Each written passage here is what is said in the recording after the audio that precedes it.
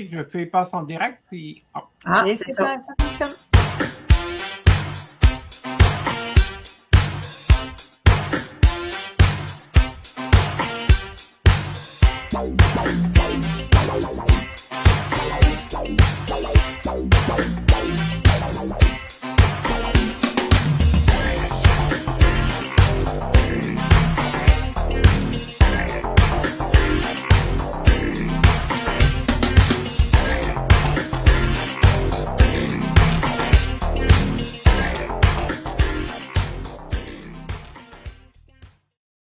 Bonsoir tout le monde, j'espère que vous allez bien. Nous sommes le mardi 29 octobre, il est 20h. Une nouvelle édition de Béliveau Rencontre avec nul autre que Madame la DG de Béliveau en elle-même. Dû à son rang, nous la saluons bien bas. Salut Annabelle, ça va bien? Très bien, vous-même. Très bien aussi. Bonjour à Lolita, la super co-animatrice avec son nouveau-né. Elle a été chez la chirurgie botchée ou je sais pas quoi, mais... Chirurgie botchée? Non, non. Je me suis pas maquillée ce soir, je suis au naturel. Ah, tu es au naturel. Et ton nouveau chapeau... Oui, bien. On est à quelques jours d'Halloween. Donc, on va faire un spécial Halloween aujourd'hui avec le livre d'Annabelle qui est l'Alliance des Ténèbres. Et je vous rappelle, comme quoi qu'on est diffusé sur Facebook, LinkedIn, YouTube et ma chaîne Twitch. Et que dès demain, l'entrevue avec Annabelle, elle sera disponible en balado sur toutes les plateformes, les Hayat Radio qui appartient à Bell Media. Il y a Radio Unicité de Sly Chapel, on a Balado Québec, on a Apple Podcasts, plein d'autres que j'oublie, mais Lolita va me les citer par cœur. Ben oui, c'est sûr. Donc, je vous rappelle aussi comme quoi que vous pouvez poser vos questions en direct à Annabelle, qui va se faire un plaisir d'y répondre. Et comme je connais Annabelle, elle va avoir réponse à tout. Donc, lâchez-vous lousse, posez des questions, elle va répondre à tout. Et pendant qu'elle va répondre à Annabelle, pendant qu'elle va répondre à nos questions, elle va faire 12 tâches en même temps, elle va travailler et tout, parce que c'est la multitask. À la fin du live, elle va avoir eu le temps de se tricoter 2 chandails, une paire de bas, répondre à 16 courriels, puis régler à peu près une douzaine de fax. Puis préparer 2 soupers en même temps. Donc, Annabelle, on va parler de ton livre. Je vais le montrer directement à l'écran. Oui. L'Alliance des Ténèbres, qui est basée sur des faits réels. Oui. Et c'est vraiment... toi, tu es parti d'un écrasement d'avion qui a eu lieu 7 jours après l'assassinat de Kennedy. Oui. Et ça se passe à Sainte-Thérèse de Blainville. Exact. Donc, comment tu es tombé en premier sur cette histoire? En fait, parmi mes amis, j'ai l'historien de la ville de Blainville, Martin Rogers. Moi, j'ai déjà travaillé pour la ville, donc je connaissais bien Martin. Et j'avais envie d'écrire une histoire, j'avais envie qu'elle se base à Blainville ou dans les environs. Et je cherchais quelque chose qui serait basé sur du réel. Alors, j'ai fait appel à Martin et c'est là où il m'a parlé de cet écrasement d'avion-là dont je n'avais jamais entendu parler. Alors, je suis allée le rencontrer à la ville et écoute, Martin, c'est pas compliqué, il a tout ramassé, tout ce qu'il pouvait. Il avait les articles de journaux de l'époque. Il avait des photos prises par la police de l'époque. Et non seulement ça, mais à l'époque, sur ce terrain-là, là où a eu lieu l'écrasement, il n'y avait pas de maison à ce moment-là. Mais à un moment donné, évidemment, la ville s'est développée. La ville de Blainville est devenue Blainville. Et il y a eu des maisons qui ont été bâties. Et quand ils ont commencé à creuser pour bâtir les maisons, ils se sont mis à trouver des morceaux de l'avion. Et il y a des citoyens que quand ils creusaient pour se faire un jardin ou installer une piscine, ils trouvaient eux-mêmes d'autres morceaux et ils amenaient les morceaux. J'ai un chat qui se joint à nous. Ah oui, on a un invité mystère qui arrive. Il y a des morceaux qui ont été rapportés comme ça à la ville de Blainville. Fait que j'ai vu, entre autres, le bras d'un fauteuil d'avion, tout tordu, évidemment, par l'écrasement. Et donc, il y a même un livre qui a été écrit en anglais sur les victimes de cet écrasement-là. Et Martin a tout mis à ma disposition. Donc, j'ai pu bâtir mon histoire avec les vraies données. J'ai même eu le rapport d'enquête qui a été fait à l'époque pour comprendre ce qui avait causé l'accident comme tel. Vraiment, là, un travail extraordinaire avec Martin Rogers. Toi qui aimes les plans, tu avais tous les outils pour t'en monter un bain comme ça? J'avais tout ce qu'il fallait. Ouais, hein? On servait là, de prémisse de base. Et Martin avait discuté, il avait déjà discuté avec des gens qui ont vécu l'enquête, dont un policier, entre autres. Et le policier avait raconté à Martin que, à un moment donné, évidemment, l'écrasement a été fulgurant. C'est pas un écrasement comme ça, c'est un écrasement comme ça. Oh, le nez en premier. V a impacté le sol. Ouf. Ça a donné un son d'explosion. Il n'y a pas eu d'explosion, mais l'impact a été tellement grave, tellement fort, que ça s'est tout désintégré. L'avion s'est désintégré, les corps se sont désintégrés. J'imagine. On n'a pas trouvé de corps entier, on a trouvé des morceaux. Et dans les morceaux, il y avait une main coupée, et après la main, il y avait une bague. Et quand comme ça a fait un énorme son, il y a plein de citoyens qui se sont vraiment regroupés sur le terrain. Évidemment, c'est au mois de novembre. Donc, c'est boiteux. Il y a un petit peu de neige au sol. C'est marécageux comme endroit à l'époque. Et tout le monde se garoche avec de la boue jusqu'aux chevilles. Puis il y a des gens qui ont essayé de piller des morceaux. Qui ont essayé de voler des morceaux d'avion, mais des morceaux qui venaient des bagages. Et il y a une dame qui a essayé d'arracher un doigt sur la main coupée. Il y a un policier qui a réussi à se rendre sur place. Et quand il a vu les gens qui essayaient de voler des choses, il a pris son arme et il a tiré dans les airs pour faire fuir les gens. Et c'est comme ça que j'ai su pour l'histoire de la fameuse bague. Donc, l'alliance qu'il y a dessus, ben, c'est à cause de ça. C'est justement à cause de la dame qui a voulu voler une alliance. Ouais, puis il y a quand même eu 118 personnes qui ont péri dans cet accident. Puis, on n'en parle pas beaucoup. C'est quand même un fait divers qui est tenu, on va dire, presque secret. Ouais. C'est dû à quoi, selon toi, qu'on n'en parle pas plus que ça? Mais en fait, comme c'est arrivé 7 jours après l'assassinat de John F. Kennedy, tout le monde ne parlait que de John F. Kennedy. Fait qu'en première page, on n'avait que l'enquête sur l'assassinat, évidemment, du président américain. Et l'accident s'est retrouvé dans des pages beaucoup plus loin. Et Jean-Luc, tu connais bien comment fonctionnent les médias. Après une semaine, on change de sujet. Et ça a pris du temps, ça a pris quand même plusieurs mois avant qu'on ait un rapport d'enquête. Et quand on a eu le rapport, bien évidemment, les rapports, souvent, ils n'en font pas la une. Et après ça, on n'en a plus entendu parler, sauf quand il arrivait des anniversaires. Fait qu'au 25e, au 50e, des choses comme ça, là on s'est mis à en parler. C'est quasiment tombé dans les oubliettes. C'était tombé dans les oubliettes à cause de l'assassinat de John F. Kennedy, Okay. mais pendant des années, ça a été le plus gros accident aérien au Canada. Oh, quand même, hein? C'est pas rien. C'était vraiment énorme, mais... Ils ont-tu découvert c'était quoi la raison de cet accident-là? Oui. T'en parles-tu dans ton livre? Oui. Puis deux choses, en fait, pour finir de répondre à Jean-Luc, dans l'avion, on avait beaucoup de gens qui arrivaient de l'Ontario. Oui. Fait que les médias québécois en parlaient moins parce que ce n'étaient pas des résidents d'ici. Il y en avait beaucoup qui venaient de l'Ontario. Fait qu'en Ontario, ils en ont parlé plus qu'au Québec. Et ce qui a causé ce problème-là, c'est une vis sans fin. C'est une vis qui a coincé et qui a fait en sorte que les pilotes pensaient qu'ils étaient dans une certaine inclinaison et ce n'était pas le cas. Et ils étaient au contraire en train de descendre, ils n'avaient pas assez monté, puis à un moment donné, ça s'est mis à piquer du nez, puis ils n'étaient pas capables de remonter, ils n'avaient pas pris assez d'altitude, qu'il était trop tard, il n'y avait aucune chance. Et on sait que le même problème est arrivé sur d'autres avions de même ordre, mais il n'y a jamais eu des crashs comme il y a eu. Ils se sont dépêchés, évidemment, de retirer cet avion-là du marché, de réparer, de changer le morceau, en fait, là, pour être sûr que ça ne se reproduise pas. On va passer directement parce qu'on a beaucoup de messages, puis vous êtes très nombreux ce soir. Donc, on va passer quelques messages en rafale. Francesca Tremblay qui dit « Oh, la belle sorcière ». Manon Gravel qui dit « Allô ». Elixia qui dit « Coucou, chef ».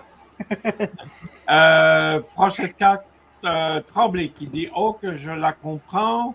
Eddie Hanson qui dit « La sorcière rose ». Nadia Galland qui dit bonsoir à vous trois et beau costume, ma belle Lolita. Eli Hanson, il dit bonsoir à tutti. Isabelle Bouchard qui dit bonsoir à vous. Nadia Galland qui dit wow, c'est très intéressant. Francesca Tremblay a dit wow, c'est intéressant. Cette documentation pour plonger dans la composition de l'histoire. Il y a José Perrault qui dit bonsoir et Chantal Mercier qui dit aussi bonsoir. Moi, comme toi, c'est de la rafale.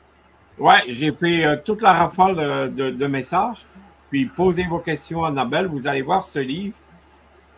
Ça se lit vraiment, mais comme un documentaire limite.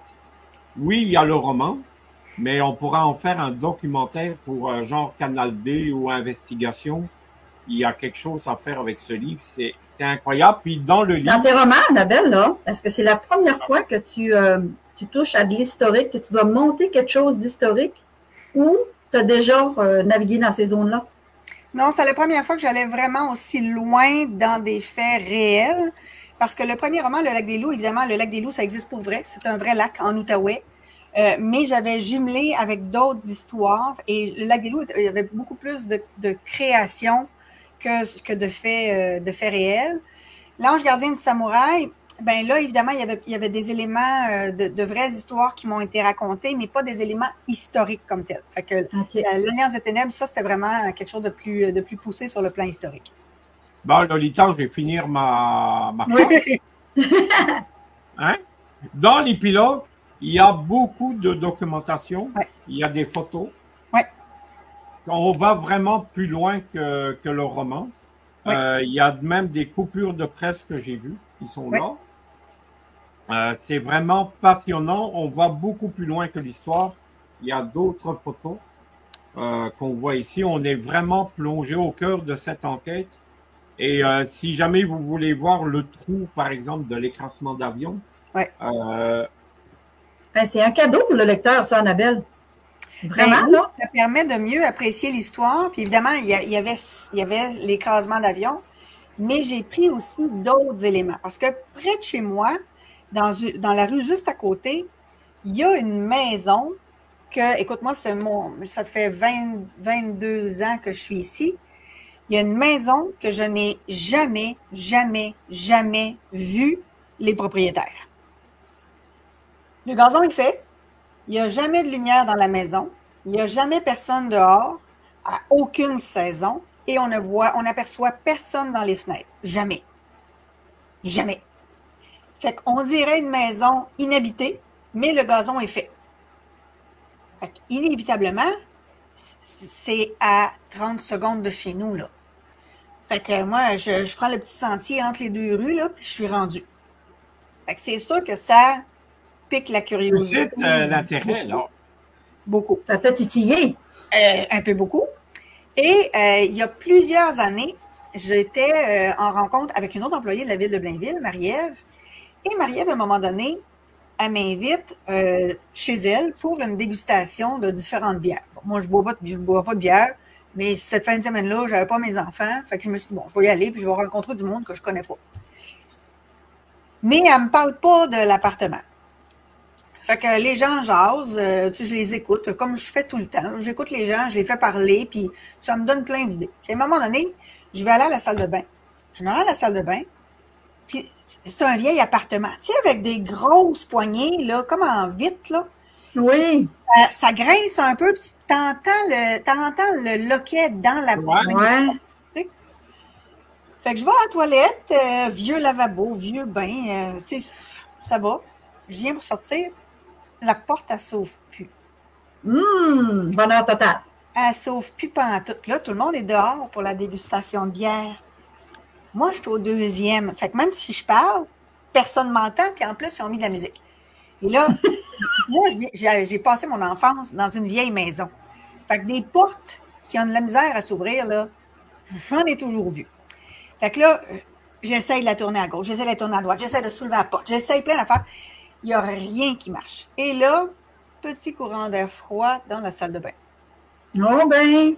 Là, tu fais, c'est quoi ce niaisage-là? Le gars, ça prend la porte, le robinet qui s'ouvre. Oh ben! Là, je fais, OK, ça va faire, là.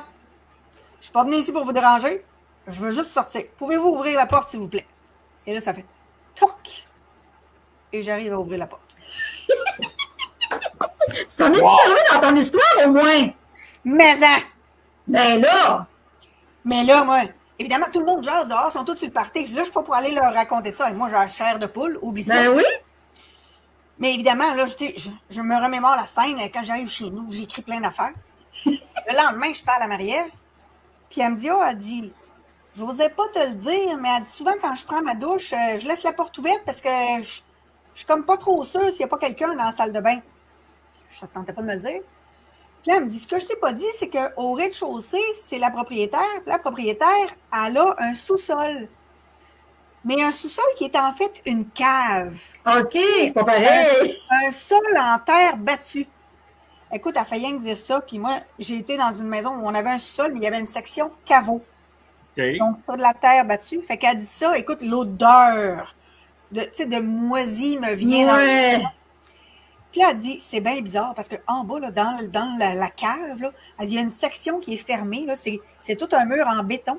Puis il y a une porte avec des symboles étranges tout autour. On n'a pas le droit de rentrer là. Il y a 3 cadenas pour nous empêcher de rentrer là.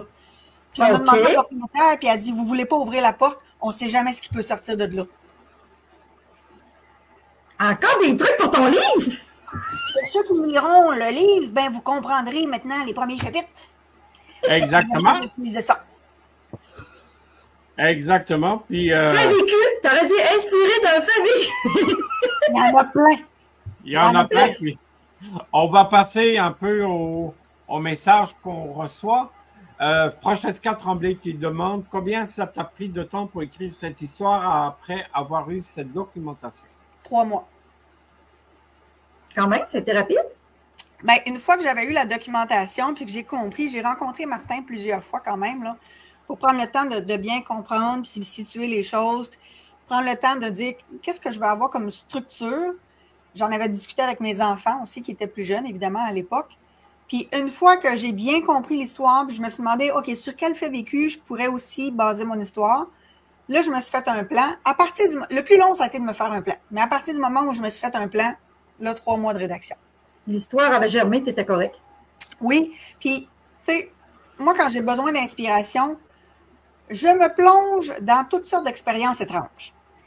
Il y a bien des années, je suis avec une amie qui s'appelle Lynn. Et Lynn me parle d'un village très étrange à la limite du Québec et de l'Ontario. Puis elle me dit, ce village, on dirait que tout le village est hanté, mais en plus, il y a une maison bien étrange. OK. Je me mets à fouiller sur le fameux village, la fameuse maison. Puis dès qu'on pose la question du monde, écoute, je fais juste nommer le nom du village, puis ceux qui connaissent le village, ils reculent. Là, tu fais, OK. C'est quoi l'affaire? Puis, à un moment donné, écoute, je suis avec Lynn, puis elle pose la question à un monsieur. Écoute, le monsieur, il a calé son verre, puis il ne voulait pas en parler. Puis, je dis, mon Dieu, c'est quoi l'affaire, là, tu sais? Fait qu'elle dit, je finis par apprendre par quelqu'un, que je nommerai pas, vous allez comprendre pourquoi. Quand ils étaient ados, ils sont allés, il y a un lac de l'autre bord de la maison, puis les autres, ils ont décidé qu'ils partaient d'une rive, puis ils traversaient en chaloupe jusqu'à cette fameuse maison étrange. La maison était abandonnée. C'est une très vieille maison ancestrale qui a passé par plusieurs propriétaires, puis elle est abandonnée, elle est placardée à l'époque. Et beaucoup de jeunes se rendaient pour se faire des séances de Ouija, puis plein de séances de spiritisme. Spiritisme. Fait que un jeune homme se rend avec ses amis, vous comprendrez que je vais taire les noms, et ils sont donc dans cette maison-là, même si c'est placardé, là, je me suis rendue à l'époque où c'était encore placardé. Ils sont capables d'entrer. Puis il y a des bouts où on était capable d'entrer. Tu sais, tu te faufiles comme un serpent, tu te frottes au sol, puis tu sais, il y avait quand même des sections qu'on arrivait à atteindre. Pas l'ensemble, mais une partie. Puis évidemment, les autres, ils essayaient de tout replacarder au fur et à mesure. Ils se font donc une bonne petite séance de Ouija, essayent d'appeler un esprit, puis ils sont tous assis en indien, puis en même temps, ils prennent de l'alcool, tu sais. Puis ils sont toute une gang. Puis à un moment donné, bon, ça n'a pas l'air à trop marcher. Puis il y en a une qui est un petit peu plus gênée. Elle est assise, ça fait juste se regarder. Puis à un moment donné, elle est assise en indien. Puis tout d'un coup, pouf, elle tombe sur le dos. Puis là, les autres, mon Dieu, t'es-tu correct? Elle se relève bien carrée, les pupilles complètement dilatées. Puis Puis elle se met à parler avec une voix gutturale, comme dirait Christian Page. Donc, une grosse voix grave. Puis elle parle une langue bizarre. Les autres ont pensé qu'elle niaisait. Mais non, toi, elle niaise pas. Là, elle n'arrête plus. Fait que là, ils ne savent pas trop quoi faire. Range le jeu de Ouija en catastrophe. Elle fout ça dans la chaloupe. Elle continue, elle, là. Fait qu'ils l'ont mis dans la chaloupe, mais ils ont peur d'elle parce que là, ils ne comprennent pas ce qui se passe. Ils l'ont ramenée chez elle comme ça. Le lendemain, elle va toujours pas mieux. Les parents ne savent pas quoi faire. Ils l'ont emmenée à l'hôpital. Et elle a passé le reste de sa vie dans un hôpital psychiatrique. Wow. Ah! Et là, moi, on me raconte ça. Écoute, j'en parle, j'ai des frissons dans le dos. Là, je fais, OK, ben là, un peu, là, moi, j'ai un livre à écrire, là. C'est où, cette maison-là? Puis là, ben, la personne m'a dit, il y a 2 chemins. Tu peux y aller par le lac ou par une route, mais je te le dis, la route, elle fait peur, tu sais. Elle est dure à pratiquer. C'est ça. Quand j'étais enfant, il y avait une série qui s'appelait L'île aux 30 cercueils, qui était une série française. Le décor est toujours avec un nuage sombre. Tu as tout le temps l'impression qu'il y a un orage qui va éclater. Ben là, c'était pareil. Je suis dans mon char. Puis là, écoute, je suis avec une amie, mon amie Marie-Ève encore, qui venait tout dans ces expériences-là avec moi. J'ai mon cellulaire avec moi et je conduis. Puis écoute, à tout bout de champ, là, je me dicte mes impressions. C'est complètement débile. Les arbres viennent s'écraser par-dessus la route. Tu as l'impression de passer dans un tunnel. Là, on passe une couple de maisons. Tu as l'impression d'être entouré de gens malheureux, zombies. Il n'y a personne qui sourit. Là, tu fais, mon Dieu, c'est bien bizarre. On arrive dans le fameux village. Écoute, on dirait un village fantôme. Il n'y a pas d'enfants qui courent. On n'est pas là-dedans. Là. Hors de notre temps, là. Complètement. Puis pour faire exprès, cette journée-là, c'est super nuageux. On ne peut pas avoir un beau gros soleil. Ben non, on se prie nuageux, mais en Saint-Sapristi. On se rend à la fameuse maison. Écoute. Ta première impression? Hein? Ta première impression quand tu as vu la maison? Écoute, la maison est carrée, puis le toit est plat. Puis si on va un peu plus sur le côté, là, il y a des pierres tombales sur le terrain. OK. Écoute, on sort du véhicule, là, puis les deux, on se regarde, puis on est comme pas trop sûrs, tu sais. Fait qu'on fait le tour de la maison. Puis à un moment donné, moi, je dis à voix haute, ben, je ne sais pas s'il y a quelqu'un ici, mais en tout cas, s'il y a quelqu'un ici, manifestez-vous. Et là, j'arrête de parler. Je me retourne vers Marie-Ève, puis je dis, t'as-tu entendu ce que j'ai entendu? Écoute, elle est blanche. Blanche, blanche, blanche. Puis elle dit, dis-moi ce que tu as entendu, juste pour être sûr que je ne suis pas folle. Ben, j'ai entendu un petit rire de petite fille. Écoute, les 2 genoux, ils ont lâché. Elle s'est à côté 2 genoux au sol, puis elle a fait, je suis pas folle, je suis pas folle, je suis pas folle. OK, c'est vrai, OK? Là, je fais, Marie-Ève, respire. Là, tu respires. Je sais pas ce qui se passe, mais la peur, c'est jamais une bonne idée. Tu respires. Écoute, on fait le tour. Il y a une grange dans le fond du terrain qui a déjà pris en feu. Quand tu ouvres la porte, c'était noirci, dégueulasse. Ça n'avait pas de bon sens. Je pense qu'on a dû passer 2 heures là-bas. Quand je suis revenue de là, oubliez ça, ça m'a pris 3 jours de m'en remettre. J'avais plus d'énergie. Il s'est passé tellement d'affaires étranges que je ne peux pas expliquer. Puis moi, j'ai un diplôme en sciences. J'ai un bac en généalogie, c'est un mélange de psychologie et de management. Puis j'ai une maîtrise en administration. Tu ne peux pas avoir plus rationnel que moi.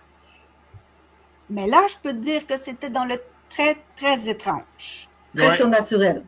Puis... Très, très, très surnaturel. Fait que quand je suis revenue de là, évidemment, tout le long, je m'enregistre sur mes impressions, sur mes feelings, sur ce que je ressens, sur ce que j'ai l'impression d'entendre.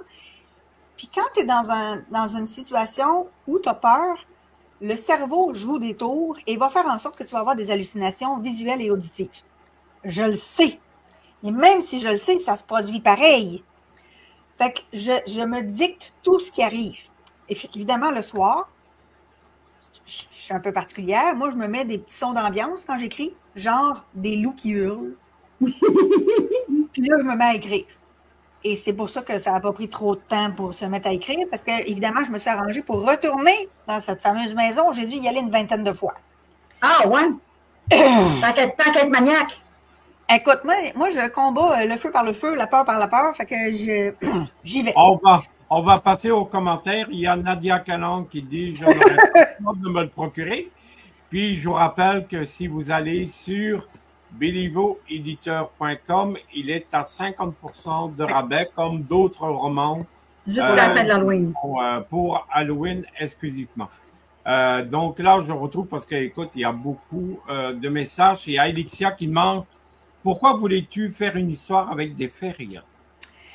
Parce que je trouve que ça donne plus de crédibilité et je voulais être sûre que les gens puissent embarquer dans l'histoire, se reconnaître dans l'histoire, puis en même temps, c'est une histoire dans la ville où j'habite qui est méconnue et je trouvais ça important de rendre hommage aussi à toutes les personnes qui sont décédées puis que les gens sachent qu'il y a vraiment eu un élément important. Puis 118 personnes, là, c'est énorme. C'est pas rien, c'est pas rien. Fait que je m'étais dit, tu sais, plus on en parle, plus il y a des gens qui vont en parler, puis on n'oubliera pas ces gens-là. Il y a Julie Lamarre qui dit bonsoir à vous trois. Annie Larochelle qui dit bonsoir à vous. José Perrault qui dit wow pendant que tu expliquais. Moi, je trouve que ça ressemble plus à moi. Il y a Nadia Galland qui dit j'adore Malade. José Perrault qui dit ça fait peur. Moi qui a beaucoup d'imagination. Alain Lafont est là aussi. Il dit désolé pour le retard. Julie, elle a justement une question pour toi avec tes dons. Est-ce que tu ressens les entités auxquelles tu fais référence ou t'inspires lors de l'écriture de tes romans? Moi, il faut que je fasse hyper attention. Parce que quand je me suis mis à écrire ça, dans mon intensité, évidemment, j'écoute beaucoup de films qui ont un lien avec le paranormal. Et sur Internet, vous pouvez trouver, par exemple, certains exorcismes de celle pour laquelle on a fait le film L'exorcisme d'Émilie Rose, qui ne s'appelait pas Émilie Rose, Anne-Lise Michel qu'elle s'appelait. Et donc, les exorcismes ont été enregistrés par les prêtres et il y en a certains, il y en a une trentaine à peu près ou une cinquantaine, je ne sais plus, mais il y en a beaucoup. Il y en a certains qu'on peut trouver sur Internet. Fait que quand je voulais m'inspirer, j'écoutais les vrais enregistrements de vrais exorcismes. Et c'est toujours dans ce temps-là que, bizarrement, l'imprimante s'active. Bizarrement, il y a un objet qui tombe. Bizarrement, il arrive toujours quelque chose dans ce temps-là. Et si j'avais le malheur d'écouter des vrais exercices, c'est sûr que cette nuit-là, tu dormais mal. Je ne savais pas ce qui se passait. Mes enfants faisaient des cauchemars en me disant qu'il y avait quelqu'un dans leur chambre. Ah ouais. Automatique. Fait que moi, je dois faire hyper attention à tout ce que je fais parce que je sais qu'il y a un impact sur les gens dans la maison. Ouais, il y a Yannick Pagé qui dit « Le roman est vraiment excellent. Quand je l'ai lu rapidement, je me suis plongé dans l'histoire et elle donne la frousse au lancement du roman. J'ai eu le plaisir à voir des artefacts et des coupures de journaux de l'époque. Un roman captivant qui laisse place à une suite à découvrir. D'ailleurs, il a raison. On voit que c'est écrit tome 1. Donc, on s'attend à un tome 2, tome 3, tome 4, tome 5, tome 6. Est-ce qu'il va y avoir une suite? C'est sûr qu'il va y avoir une suite. J'y travaille déjà. Et c'est un personnage, il y a un des personnages qui est Catherine Deschênes, qui est un personnage que j'avais aussi dans L'Ange gardien du samouraï, oui, qui va être aussi dans la suite. Il y a Nathalie Lavoie qui écrit « Wow, je passe mon tour pour la maison de l'horreur, tu es courageuse. » Disons qu'il y a des fois où... le pire, c'est que quand je suis allée plusieurs fois, je suis allée avec Marie-Ève plusieurs fois, mais après ça, je suis allée avec Lynn, je suis allée avec ma fille, je suis allée avec... T'es jamais allée toute seule? Oui, ça m'est arrivé d'y aller toute seule aussi. T'es vraiment folle. Oui. Quand j'étais encore à Mont-Laurier, je pense que j'étais au cégep, il y avait la gare de Mont-Laurier qui était abandonnée à l'époque et elle était placardée aussi. Puis là, il y a plein de gens qui parlaient de la gare parce qu'ils parlaient de la démolir. Puis moi, j'avais aucune idée où est-ce qu'elle était. Fait qu'à un moment donné, je pose la question à ma mère, puis elle me dit « Oui, tu passes pas loin de là quand tu vas à ton cours de karaté, prends telle rue, tu vas la voir. » Fait qu'à un moment donné, je suis avec mon amie Nancy, puis on se dit « Ben, on va aller voir, tu sais. » On arrive là-bas, c'est un gros bâtiment, tout placardé, mais il y a une section dans la partie de l'entrepôt où il manque une planche. Fait qu'on vient pour rentrer, puis j'ai un mauvais feeling. Mais vraiment un mauvais feeling, un frisson. Puis moi, j'ai appris que je suis mieux d'écouter mes feelings. Fait que je prends mon amie Nancy, puis j'en sors. Puis je dis, on rentre pas. Elle dit, pourquoi? Il y a le feeling qu'il y a quelqu'un. Là, elle me dit, mon Dieu, y a-t-il quelqu'un qui t'a touché? Non, non, mais j'ai un mauvais feeling, on rentre pas. Si je te le dis, on rentre pas. Là, arrête, tu me fais peur. Nancy, on rentre pas. Fait qu'on repart. Puis à un moment donné, on se retourne, puis on regarde le bâtiment, puis au deuxième, il y a un vieux monsieur avec une barbe. Oh, Colin, vous l'avez vu toutes les deux? Il fait peur à Nancy, là. Là, en fait, dis-moi qu'il a touché ta main. Dis-moi que c'est parce qu'il t'a touché. Dis-moi qu'il est arrivé quelque chose de concret. Nancy, il m'a pas touché. J'ai juste eu un mauvais feeling. Fait que là, moi, je raconte ça à ma mère. Évidemment, ma mère, elle me dit, c'était 2 jours que tu es allée. Je suis allée 2 jours. Puis ma mère faisait partie d'un comité de sauvegarde de la gare. Et là, ben, à un moment donné, elle me dit, pendant le souper, ouais, là, ça nous prendrait des preuves qu'il y a du monde qui rentre là et qui ne devrait pas. Tu sais, des fois, des photos anonymes, ça peut être bien, bien utile. Fait que là, je regarde. Bon, Nancy, ça a l'air que des photos anonymes, ça serait bien utile si tu viens rester avec moi. Fait que je convainc aussi 2 autres karatékas, parce que Nancy, c'est une karatéka aussi. Fait qu'on est 4 filles, puis là, on se dit, on va être intelligente, on va y aller 2 jours quand même, tu sais. Lampe de poche, gants de chirurgien, jeans bien épais, grosses bottes. Là, on rentre par la partie, justement, qui manque une planche. Écoute, c'est tellement bien placardé que je mets ma main en avant de moi, puis je la vois pas. Il fait noir comme chez Liao. Puis là, ben, à un moment donné, il y a des trous dans le sous-sol. Il y a des gens qui ont défoncé des bouts de plancher. Mais il y a un escalier. Puis tu sais, un escalier que tu as la marche, là, mais il n'y a pas de contre-marche. OK. Là, c'est ouvert en dessous, là. C'est ça. Moi, je suis sûre que quelqu'un va m'agripper la cheville, tu sais. Puis là, je fais bon, c'est qui descend en premier? Parce qu'on ne voit pas en bas, là. Non. On oublie ça. Là, les filles me disent, vas-y. C'est ton idée? Va-t'en en premier. Quand tu seras en bas, tu nous appelleras. Oh, sacrifice. Écoute, j'ai ma lampe de poche. Mais tu sais, c'est des lampes de poche de l'époque, là. Fait que là, tu sais, j'ai la lampe de poche ici, là. Puis là, je fais juste me dire, Esprit, j'espère qu'il n'y en a pas un qui va m'agripper une cheville. Il y a combien de marches? Puis là, tu sais, tu t'envoies le jet, puis là, tu fais, mon Dieu, c'est donc bien grand, cette affaire-là. Puis là, le long du mur de gauche, là, rendu au bout, là, à un moment donné, je me retourne, je fais, ah, si, il y a un trou! Tabarnache! Le mur, il finit pas! Il y a un espace pour rentrer, puis là, je fais, qu'est-ce que c'est ça, cette affaire-là? Là, je rentre, puis ça rentre d'à peu près 1 mètre. Là, ça retourne sur le côté. Je fais, est-ce qu'il y a un tunnel en bas? C'est ça, cette affaire-là. Puis là, je me dis, mon Dieu, il n'y a pas de porte, hein, je ne peux pas rester pris ici. Non, je ne peux pas rester pris ici. Puis là, les filles sont en haut. T'es-tu correct? Oui, mais je suis pognée dans un tunnel, c'est bizarre. Puis là, moi, je continue, puis ça fait tout un trajet. Il y a une espèce d'abri, comme un abri nucléaire, mais dans la cave, mais pas de porte. Il manque comme un élément. C'est super freakant. Puis évidemment, c'est un sous-sol en terre battue. C'est une cave encore. Là, je fais juste penser à plein d'affaires qu'on m'a racontées. Puis, comme je vous dis, chez nous, on avait un caveau. Fait que là, tu as toute l'odeur de moisi. Il y a des araignées partout. Il y a des toiles d'araignées qui se pognent dans mes cheveux. C'est dégueulasse. Écoute, les filles sont descendues, mais il y en a 2 qui sont restées dans l'escalier. Je pense qu'il y a juste Nancy qui m'a suivi et qui a fait le tour avec moi. Fait que, on a eu une bonne frayeur. Puis, il y avait vraiment des gens qui mangeaient. On a trouvé des morceaux de muffins. On a trouvé des bas qui étaient en train de sécher. Donc, on est arrivé en 2 moments où quelqu'un était là. T'sais. On a pris énormément, mais énormément de photos que j'ai fait développer à mes frais, que j'ai mis dans une enveloppe, puis que j'ai mis sur le lit à ma mère, puis elle s'est arrangée pour dire qu'elle avait reçu ça dans sa boîte à mal. Tout était bien placé, mais ça a fait qu'ils ont pu sauver la gare à ce moment-là, puis elle a tout été rénovée, mais ça a été une de mes premières expériences. J'avais déjà vu une autre maison abandonnée, mais celle-là, c'était plus intense. Ouais, il y a Annie Larochelle qui dit yes une suite, et Julie, elle dit, si tu passes à Rigaud, je serais curieuse de voir ce que tu penses d'une maison qui a justement une pierre tombale dans la cour et que la façade de devant, dans la brique, il y a une date d'inscrite, naissance, décès, avec un signe de croix. Parfait. Donc, Alain Lafont, il dit, Annabelle, tu as un talent de raconteuse que je ne te soupçonnais pas. D'ailleurs, on attend ton spectacle à travers la fête pèlerin au féminin. On attend ton Boyer Tour 2025. Il faut savoir que pendant 4 ans, j'étais la responsable des visites guidées de la ville de Mont-Laurier. Je les ai mises sur pied, je les ai structurées. Ma grand-mère faisait partie de la Société d'histoire. Donc, moi, j'ai eu accès à toutes les archives de la Société d'histoire. Et puis, évidemment, une visite historique, d'habitude, c'est plate. Fait que moi, on m'a fait suivre une formation avec une formatrice en guide touristique. Et j'ai une de mes collègues qui avait imprimé des photos, là, le grand format. Puis moi, je m'étais assise avec ma grand-mère, j'avais dit, là, si je fais juste parler de l'architecture, là, ils vont me ronfler d'en face.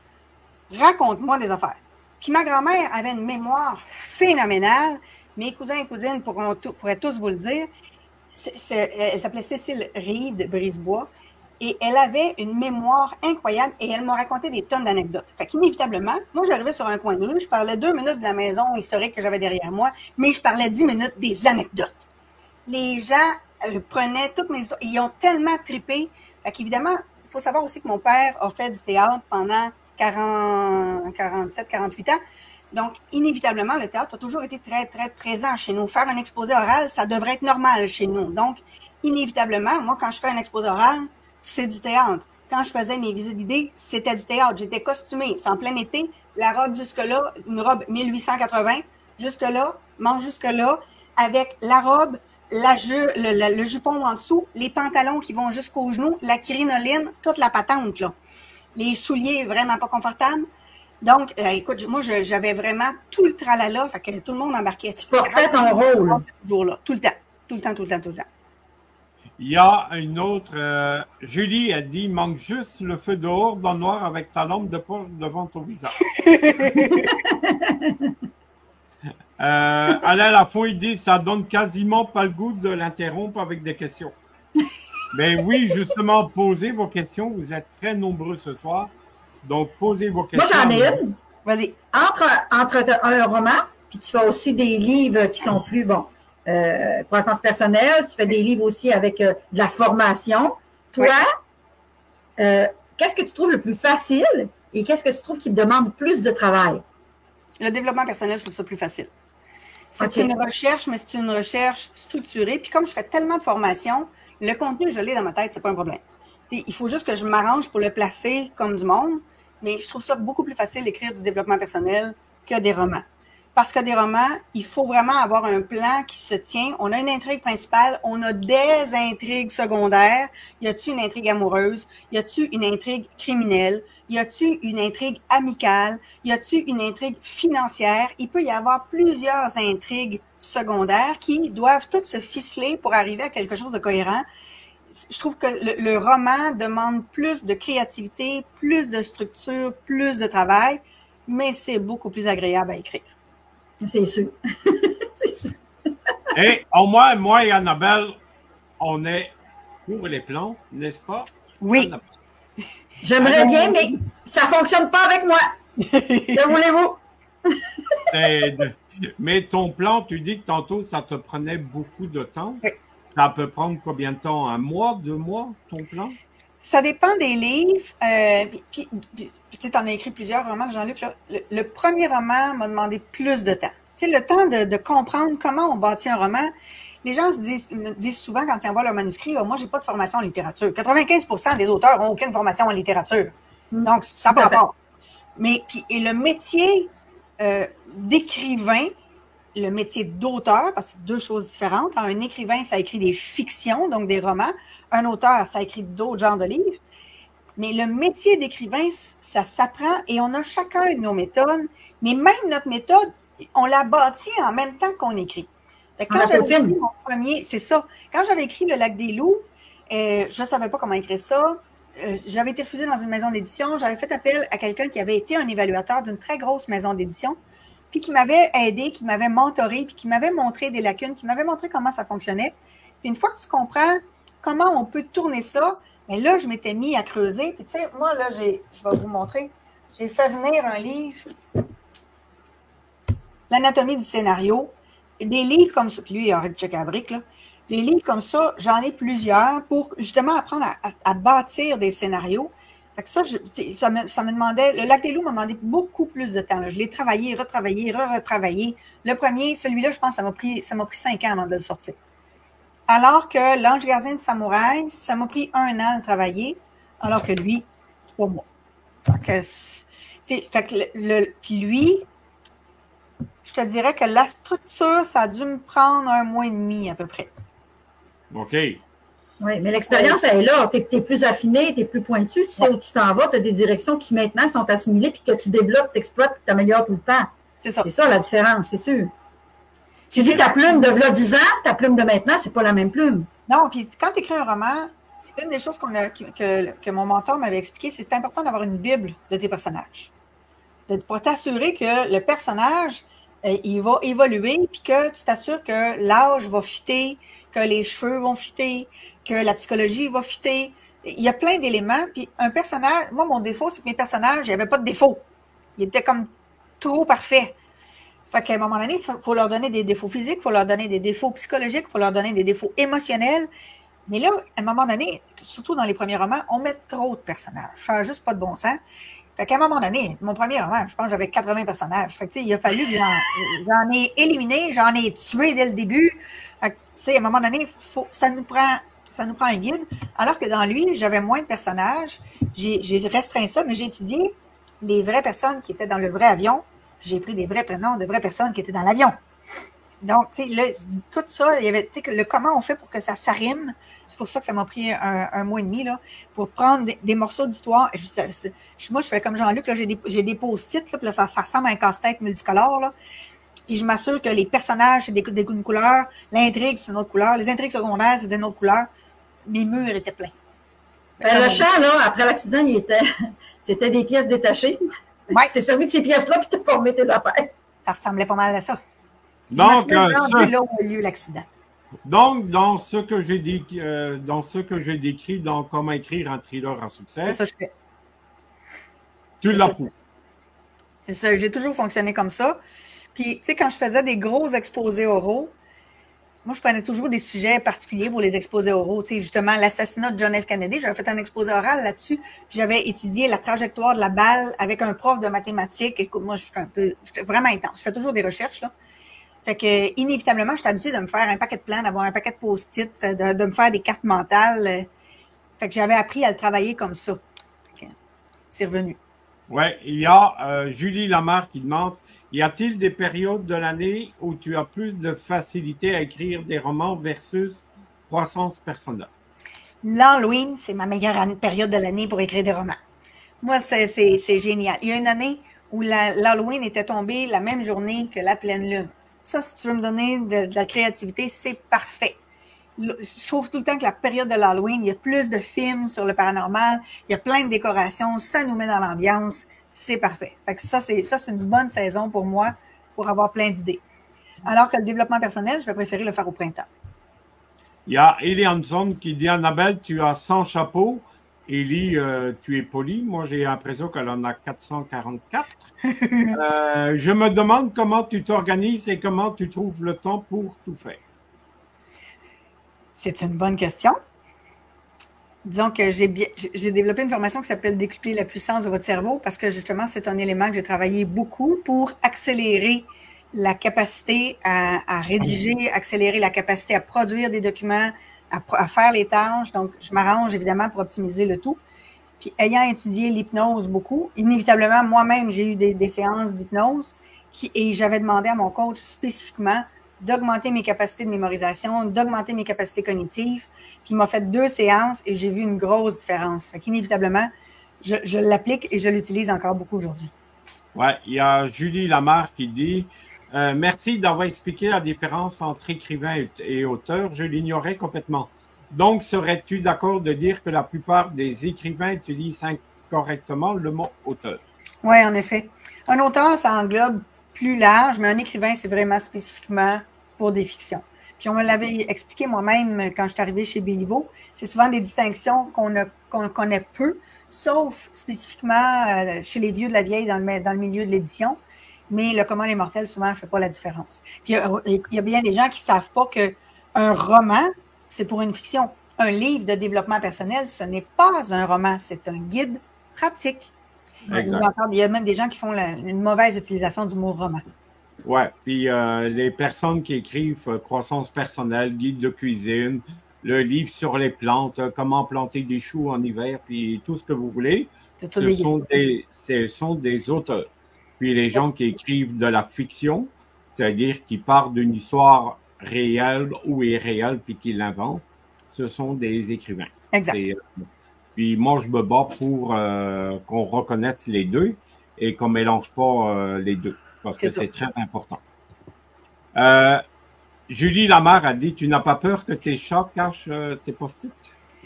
Ben, aujourd'hui, j'ai appris que les post-it, il faut les mettre plus haut, puis il faut les coller avec du papier collant par-dessus, parce que des fois, avec le chauffage, ça décolle, ces affaires-là. Oui. Là, les chats aiment beaucoup jouer avec ça. Ils ont beaucoup... Ça lui fait des papillons de papier. Oui. À moins que tu achètes les post-it comme j'ai, qui sont des affiches. Ça pourrait être ça. La seule difficulté que j'ai, c'est que maintenant, je reçois des clients dans mon salon. Fait que là, il faut que je mette mes post-it dans ma chambre parce que ça a l'air vraiment étrange quand tu reçois quelqu'un et tu as un beau gros post-it qui est écrit « meurtre ». Prochain projet, meurtre. C'est ça. Tu as toute la plan. Décapitation. La Libye, tu as tout, là. Tu sais, c'est ça. Décapitation. C'est comme quand on rentre dans mon bureau en plein processus. C'est ça. Ils voient des choses bizarres. Lolita, tu avais des éléments de décor aussi, là. Fait que... Tu avais ton questionnaire. Bien sûr, Annabelle, on va se lancer. Alors, dis-moi, quel est ton mot préféré? Espoir. Celui que tu détestes. Problème. Excuse-moi, ça fait tellement avec toi. As-tu une addiction, une dépendance, quelque chose que tu as besoin? Ça peut être un café, ça peut être n'importe quoi, mais as-tu ça? Les framboises. Oh mon Dieu! C'est une belle dépendance, ça. Des framboises. Oui. OK. T'en as besoin tous les jours? J'en mange toutes les semaines. Mon chum, il sait, quand je vais chez lui, il achète des framboises. J'allais dire la crème de menthe, mais bon. Le son ou le bruit que tu aimes le plus? Le son home et le violon. D'accord. Celui qui t'agresse le plus? Un violon de débutant. Un juron? Ton blasphème préféré? Oh, mon Dieu, tous les mots d'église. Moi, tout y passe. Demande à Jean-Luc, quand je suis pas contente, il passe tous les mots. Puis, OK. Le métier que tu aurais rêvé... Oui? Elle en invente. Oui. Ah, OK. Parce qu'il faut savoir que des sacres, ça peut être un nom, un adjectif et un verbe. Bien sûr. Donc, elle en ça dépend invente. comment on emploie. Le métier que tu aurais rêvé de faire quand tu étais plus jeune? Oh, mon Dieu. Ma mère aurait dit professeur, médecin, infirmière, journaliste, puis policière, à peu près tout ça. T'en avais beaucoup, Mais hein? quand j'étais au cégep, je voulais m'en aller en technique policière, j'avais été acceptée. C'est un prof qui m'avait dit, t'es sûr que tu veux donner d'étiquettes pour les 15 prochaines années? En fait, moi, pas sûr, non. Pas sûr. T'aurais manqué à notre monde, ma belle. Tu te dois te réincarner. Tu choisis quelle forme? Un arbre, un animal ou une plante? Et lequel? Un chat. J'étais sûre que tu allais dire ça. Ton plus grand défaut? Ma patience légendaire. Une peur ou une superstition bizarre? C'est une bonne question. Une peur ou une superstition bizarre? Je te dirais que pour avoir étudié beaucoup en neurosciences, je me méfie beaucoup du cerveau. Okay. Parce que moi, j'ai rencontré des gens. J'ai rencontré à un moment donné, j'ai été formatrice pour un institut. Et il y a une des participantes qui a demandé à me parler en privé parce qu'elle ne voulait pas dire c'était quoi le mémoire qu'elle rédigeait aux autres. Cette dame-là, elle était ingénieure, athée, d'une famille de professionnels. Et elle considère avoir été possédée. Elle a été internée en psychiatrie pendant plusieurs mois parce qu'elle a tenté, dans son délire, d'assassiner son conjoint. Et il n'y a aucun traitement psychiatrique qui a fonctionné. Puis à un moment donné, c'est le psychiatre qui a demandé à faire venir un prêtre exorciste et qui a fait des séances d'exorcisme, parce que c'est pas comme dans les films, c'est pas une fois, c'est plusieurs fois. Et c'est ça qui l'a sauvée. Et une des choses que j'avais remarqué chez elle, c'est qu'elle elle avait un enfant et elle avait extrêmement peur que ça se reproduise. Et en neurosciences, on dit toujours que notre cerveau est capable de nous donner tout ce que l'on imagine. Et il y a plusieurs années, il y avait un film américain qui s'intitulait Sphère. C'était une sphère que des gens trouvaient, puis que la sphère réalisait ce que les gens imaginaient. Puis il y avait une fille qui avait peur des méduses. Et elle disait, je vais vaincre ma peur, mais sa peur, elle est en elle. Et parce que la peur était en elle, à un moment donné, ben, les méduses l'attaquent et vont la tuer. Et en neurosciences, on sait que nos peurs intérieures peuvent créer des hallucinations visuelles et auditives et peuvent créer la maladie. C'est l'effet qu'on appelle nocebo. Et ça, c'est une chose à laquelle je fais toujours attention. Parce que même si j'ai un fondement scientifique, je ne peux pas mettre de côté les bases spirituelles parce que je sais que dans notre cerveau, il y a des croyances enfouies qu'on connaît pas beaucoup. Et quand on est face à certaines situations, ben, il y a des fois où il faut faire appel à la spiritualité, il faut faire appel à plus grand que soi pour être capable de surpasser, même si on a une base scientifique. Fait que moi, je me méfie toujours de ce que le cerveau peut créer, peut générer, peut produire en termes d'impact sur le corps. Fait que ça, c'est un élément qui est toujours très présent en arrière. C'est ta plus grande peur. C'est ta plus grande peur. Tout le temps. OK. Tu arrives devant, tu meurs, tu arrives devant Dieu. Qu'est-ce que tu aimerais qu'il te dise? Je vais aller prendre du repos. Maintenant, fais ça, Joe. Je te dirais que j'ai pas d'attente particulière. J'ai une croyance positive d'amour infini. Donc, Okay. C'est ce à quoi je m'attends. OK. Un endroit qui t'apaise? La forêt, en général. OK. Qu'as-tu accompli jusqu'ici dont tu es la plus fière? Ma 4e dame de karaté. Que veux-tu que tes lecteurs disent à ton sujet? Que je connais bien ma matière. OK. Puis que vraiment, ils ont décroché. Ça, c'est un beau cadeau, hein? Qu'espères-tu laisser à tes proches? OK, continue. Dans l'Alliance des Ténèbres, il y a une scène, il ne faut pas que j'en dise trop, mais il y a une scène qui se passe dans une classe pendant un cours. Oui. Yannick Pagé, dont on a vu le commentaire tantôt, m'a parlé de cette scène-là. Et la scène qui a le plus marqué ma fille Sarah, c'est cette scène-là. Parce qu'il arrive quelque chose, puis ma fille, quand elle a lu, là, elle lisait, là, puis elle a fait « Oh, yeah! » Puis là, elle m'a regardé, c'est donc ben dégueulasse! Puis là, j'ai des frissons partout. Quand Yannick, là, il pourrait en parler, mais quand Yannick a lu cette scène-là, dans la classe, il y a un regard particulier, il y a un comportement particulier. Ça, là, quand les lecteurs me disent qu'ils ont eu peur, vraiment, là, ils sont rentrés dedans, là, Pamela pourrait vous dire qu'elle, pour s'imbiber de l'histoire, elle a éteint toutes les lumières pour lire. Elle était dans le noir total. Elle n'a pas dormi. Ça, c'est ma récompense. Mais le roman Parfait. est à glacer le sang. Et Oui. ce passage-là, faut la trouver.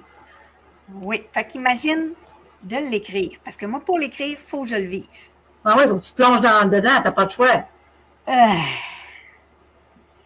Quelque chose, hein? J'ai déjà la chair de poule. J'étais dedans. Vas-y, Lilda. Qu'espères-tu laisser à tes proches pour qu'ils se souviennent de toi? Mon amour. OK. Puis qu'est-ce qu'on pourrait te souhaiter pour les années à venir ou pour demain? On voit demain assez proche. Des années Du de... temps. Ouais, c'est ça que j'allais dire, des journées de 48 heures. Du temps! Ben oui, toi! Hein? Ben, c'est ma dernière question. Puis Annabelle, attends Lolita, Oui. avant le mot de Loli, on va le faire à la fin, s'il te plaît. Je sais que tu vas mettre prochainement des formations en ligne. Oui. Est-ce que tu peux nous en parler, s'il te plaît? Oui, mais en fait, il y en a deux. Comme je le disais, je n'oublie jamais le volet spirituel. Donc, à travers les multiples formations, donc 2 formations de maître praticien, je suis allée chercher aussi des outils pour justement, quand on a l'impression qu'on n'est pas tout seul dans la maison, qu'on a l'impression qu'il y a quelque chose d'accroché à nous et qu'on ne comprend pas. Parce qu'en neurosciences, évidemment, on ne parlera pas de possession comme telle ou d'entité, mais il y a un super médecin formateur à l'Université de Trois-Rivières, vraiment génial, qui donne des formations d'ailleurs sur la possession démoniaque. Et quand on a l'impression d'être possédé, comme je le disais, notre cerveau nous joue des tours et peut en effet générer tous les symptômes d'une possession. Et en psychiatrie, on va appeler ça le syndrome de possession démoniaque. Et comme j'avais beaucoup de clients qui avaient l'impression d'avoir des choses accrochées après eux, à un moment donné, ça prend des outils, ça prend des solutions, ça prend quelque chose de concret. On ne peut pas juste jaser. Fait que je suis allée faire plein de formations, j'ai eu plein d'outils, je les ai toutes testés. Fait que j'ai développé une formation qui s'appelle justement « Comment se protéger des attaques psychiques ». Et là-dedans, je donne des prières particulières, dont des prières en latin. Je donne des exercices, des rituels, des moyens pour se sentir libéré. J'ai aussi développé une autre formation qui s'appelle « Décupler la puissance de votre cerveau », justement parce que j'étudie tellement les neurosciences et je l'essaye sur moi, je l'essaye sur des clients, puis quand je vois que ça fonctionne sur moi et sur plusieurs personnes, que j'ai des recherches scientifiques qui viennent le prouver, bien là, je l'ajoute dans ma formation. Donc, c'est une formation qui permet d'avoir plus de mémoire, de se sentir plus libre, d'avoir moins de blocage, moins de résistance, d'avoir plus de capacité à apprendre, à retenir l'information, des meilleures capacités cognitives. Donc, c'est 2 formations que j'ai déjà commencé à développer, mais que là, je vais mettre en ligne là, pour les gens qui veulent se le procurer. Oui, puis l'année prochaine, en 2025, tu vas avoir un nouveau livre. Et là, c'est croissance personnelle qui va ton chapeau développement personnel. Tu pourrais nous en parler aussi? Oui, ça s'intitule Persuader avec puissance. Le sous-titre Comment répliquer au con. Et c'est vraiment justement parce que, inévitablement, dans ma clientèle, j'ai des gens qui ont de la difficulté à passer à l'action, qui ont de la misère à se mettre en branle, qui procrastinent beaucoup. Donc, comment on fait pour les amener à passer à l'action? Comment on fait pour répliquer à un agressif? Comment on fait pour recadrer quelqu'un qui est en train de nous mentir en pleine face? Donc, parce que moi, je fais beaucoup d'interventions en entreprise aussi. Donc, comment on fait pour influencer, convaincre, persuader et recadrer dans certains cas? Donc, je vous donne des techniques d'hypnose conversationnelle, des techniques de négociation, des techniques de communication, des techniques d'influence pour être en mesure d'avoir les résultats que vous souhaitez. Donc, l'année prochaine, on va te voir dans quelques salons du livre à travers le Québec. Logiquement, il va falloir qu'en effet que je me déplace avec vous autres. Chapeau d'autrice, chapeau d'écrivaine, puis chapeau d'éditrice et tabarouette. Je suis contente d'en avoir rien qu'un ce soir. Oui, c'est ça. Puis, on a un message aussi, Nathalie Lavoie qui dit « J'ai très hâte de te rencontrer, ma chère Annabelle. » Ça va me faire plaisir. Et le plaisir, je pense qu'il va être réciproque. Donc, on a le mot de Loli. Ouais. Je vais te donner ça. Puis, je trouve vraiment que ça te ressemble. Je vais virer mon truc. Hein. Alors, pour Annabelle, lorsque l'on combine la confiance en soi, l'écoute de nos besoins, la valeur que l'on donne à nos ambitions, on s'entoure des boucliers les plus efficaces pour atteindre nos objectifs. Tout à fait. Je suis totalement d'accord avec toi. Tu peux l'utiliser dans un de tes prochains livres. Il va falloir se mettre la voix. Oui, je vais te le taper. Parfait. Merci beaucoup, Annabelle, d'avoir été notre invitée pour ce Béliveau Rencontre. Il y a eu beaucoup de questions. Merci aux internautes.